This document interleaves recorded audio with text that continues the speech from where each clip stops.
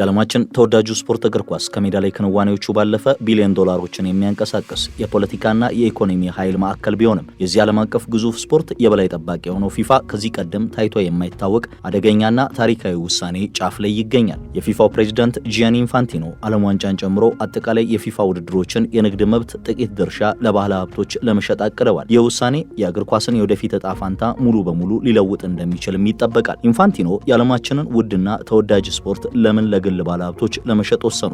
በዝርዝር እንመለከተዋለን። ጂያኒ ኢንፋንቲኖ በ2016 የቀድሞ የአውሮፓ እግር ኳስ ማህበር ዋና ጸሐፊነት መንበራቸውን ለቀው የፊፋ ፕሬዝዳንት ሲሆኑ ተቋሙ በሴፕ ብላተር ዘመን በደረሰበት የታሪክ ትልቁ የሙስና ዕዳ ውስጥ ይገኝ ነበር። ኢንፋንቲኖ ተቋሙን ከውድቀት ለማዳን የተጠቀሙበት ዋና መሳሪያ ግን አንድ ብቻ ነበር፣ እርሱም ገንዘብ ነበር። ኢንፋንቲኖ የስልጣን ዘመናቸውን ለማስቀጠል የተጠቀሙበት ስትራቴጂ ግልጽ ነበር። ለትንንሽና ታዳጊ ሀገራት የፋይናንስ ድጋፍን በከፍተኛ ሁኔታ መጨመር። በስራ ዘመናቸው የፊፋ ፎርዋርድ ኢኒሺዬቲቭ ፕሮግራሞች ለአባል ሀገራት የሚሰጡትን በጀት በ4 እጥፍ አሳድገዋል። ነገር ግን እነዚህን ሁሉ የተስፋ ቃሎች ለመፈጸም የፊፋ የገቢ ምንጭ ከወትሮ በበለጠ መስፋፋት ነበረበት። ኢንፋንቲኖ ይህንን የገንዘብ መጠን የበለጠ ለማሳደግ ያቀረቡት አዲሱ ሀሳብ ፊፋ ፎርዋርድ ኢንተርፕራይዝ ወይም ኤፍኤፍኢ ይሰኛል። ፊፋ ለእቅዱ መሳካት ይህንን አዲስ የንግድ ኩባንያ የሚያቋቁም ሲሆን የዚህ ኩባንያ አጠቃላይ ዋጋ 20 ቢሊዮን ዶላር እንደሚሆንም ይገመታል። የዚህ አዲስ ኩባንያ ዋና ተግባር የፊፋን ሁሉንም የንግድ መብቶች ማስተዳደር ነው። ይህም የዓለም ዋንጫ የትኬት ሽያጭ፣ የቴሌቪዥን ስርጭት መብቶች፣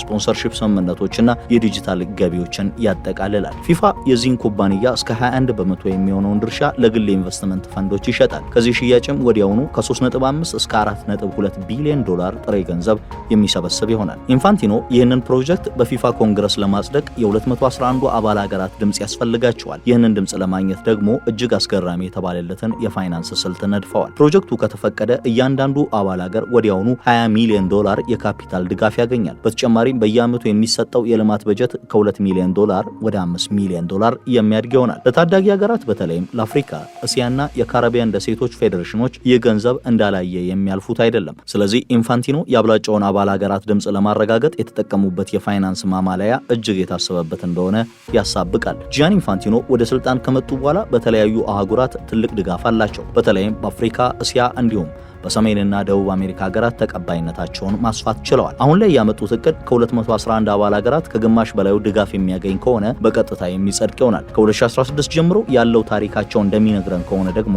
ኢንፋንቲኖ ካላቸው ድጋፍ አንጻር ሀሳቡ የመጽደቅ ዕድሉ ሰፊ ይመስላል። ፊፋ አሁን ላይ 21 በመቶ ድርሻውን ለመሸጥ ንግግር እያደረገ የሚገኘው ትራይቭ ካፒታል ከተባለ ተቋም ጋር ነው። ይህ ተቋም የሚመራው በጆሹዋ ኩሽነር ነው። የጆሹዋ ኩሽነር ታላቅ ወንድም ጃረድ ኩሽነር የአሜሪካው ፕሬዝዳንት ልጅ የሆነችው ኢቫንካ ትራምፕ ባለቤት እንደሆነ ይታወቃል። ፊፋ እንደሚለው አሜሪካዊ የቀድሞ የፎርሙላ 1 ፕሬዝዳንትና የሊበርቲ ሚዲያ ባለቤት ግሬግ ማፌ የንግድ አማካሪ ሆነው እየሰሩ ይገኛሉ። ግሬግ ማፌ በራሳቸው ለዶናልድ ትራምፕ የምርጫ ቅስቀሳ የገንዘብ ድጋፍ ማድረጋቸው መዘንጋት የለበትም። የአሜሪካ ምርጫ ሲጠናቀቅና ዶናልድ ትራምፕ ፕሬዝዳንት ሆነው ሲመረጡ የዓለም አቀፉ እግር ኳስ ፌዴሬሽኖች ማህበር ፊፋ ፕሬዝዳንት ጂያኒ ኢንፋንቲኖ ለዶናልድ ትራምፕ የእንኳን ደስ ያሉት መልእክትን ለማስተላለፍ የቀደማቸው አልነበረም። የሁለቱ ፕሬዝዳንቶች ጥምረት አሜሪካ ከካናዳና ከሜክሲኮ ጋር በመሆን በጣምራ የ2026 የዓለም ዋንጫ እንድታስተናግድ እድልን መፍጠር የቻለ ነው። በ2016 ሁለቱም ሰዎች ለመጀመሪያ ጊዜ በየፊናቸው ምርጫቸውን ሲያሸንፉ የጋራ ፍላጎት ስለነበራቸው ወዲያው ነው ተገናኝተው ሻይ ቡናቸውን ፉት እያሉ ማውጋት የቻሉት። ዓለም ዋንጫውን ወደ አሜሪካ የመመለስ ስራ የተሰጠው የትራምፕን ሁለተኛ ልጅ ኢቫንካን በማግባቱ ምክንያት የፕሬዝዳንቱ የቅርብ አማካሪ መሆን ለቻለው ጃረድ ኩሽነር ነበር። የፕሬዝዳንቱ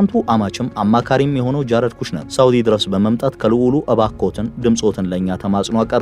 ልዑል መሐመድ ቢን ሰልማንም እሽታቸውን ለአሜሪካ ሲሰጡ ደስታቸው ከልባቸው ነበር። ከኢንፋንቲኖ መምጣት በኋላ ፊፋ አካሄዱ ፍጹም የተለወጠ ተቋም ሆኗል። ከፑቲን፣ ከኳታሩ ኤሚር፣ ከትራምፕ እንዲሁም ከሳውዲው ልዑል መሐመድ ቢን ሰልማን ጋር ጥብቅ ፍቅርና ሰጥቶ የመቀበል መርህ ያለው ተቋም ሆኖ አርፎታል። ከጃረድ ኩሽነር ጋር የመስራት ታሪክ ያላቸው ኢንፋንቲኖ አሁን ደግሞ ከታናሽ ወንድሙ ጆሹዋ ኩሽነር ጋር ለመስራት ተቃርበዋል። የጂያኒ ኢንፋንቲኖን አዲስ ሀሳብ ከ6ቱ ኮንፌዴሬሽኖች 3ቱ ተቃውመውታል። ከነዚህ መካከል አንዱ የአውሮፓ እግር ኳስ ማህበር ነው። የፊፋው ፕሬዝዳንት ጂያኒ ኢንፋንቲኖ የፕሮጀክት በዲሞክራሲያዊ መንገድ የቀረበ የውይይት ሀሳብ እንጂ የግዴታ ውሳኔ አይደለም ብለዋል። አክለውም የፊፋ ውድድሮችና ህጎች በፊፋ ቁጥጥር ስር ብቻ እንደሚቆዩና ምንም አይነት የውጭ አካል በእግር ኳሱ አስተዳደር ላይ ጣልቃ እንደማይገቡ ገልጸዋል። በአሌክሳንደር ቼፌሪን የሚመራው የአውሮፓ እግር ኳስ ማህበር ግን የህግና የስነ ምግባር መስመርን ማለፍ ነው፣ የእግር ኳሱ ነፍስና አስተዳደር የሚሸጥ ንብረት አይደለም፣ እግር ኳስ የፊፋ የግል ንብረት ስላልሆነ ሊሸጠው አይችልም የሚል ተቃውሞን አሰምቷል። አለፍ ሲልም ራሴን ከዓለም ዋንጫው ላገል እችላለሁ ብሏል። ለጊዜው ተቃውሞ በየቦታው ቀጥሏል። የተለያዩ ኮንፌዴሬሽኖችም አስቸኳይ ስብሰባ ጠርተዋል። ቀሪውን ደግሞ ጊዜ ምላሹን የሚሰጠን ይሆናል።